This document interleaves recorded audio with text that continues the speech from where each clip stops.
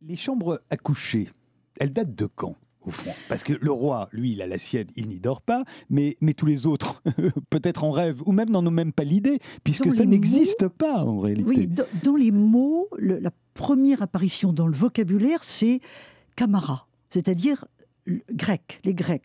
Mais qu'est-ce que c'est qu'une camara? C'est une chambre, chambrée, c'est-à-dire où plusieurs hommes couchent ensemble. Hein, c'est la chambrée dans le fond. Hein.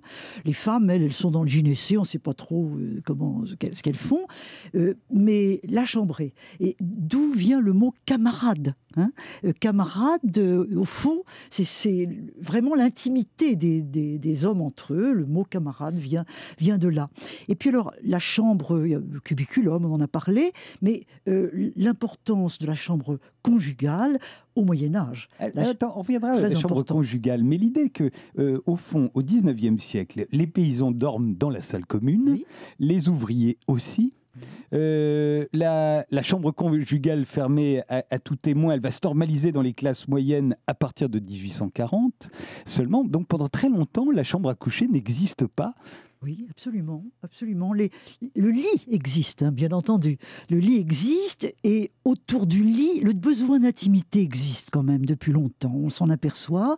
D'où les rideaux. Souvent les rideaux, voilà, les cloisons, les rideaux, c'est très important. Mais on n'avait pas toujours une pièce pour ça tout de même. On avait des coins.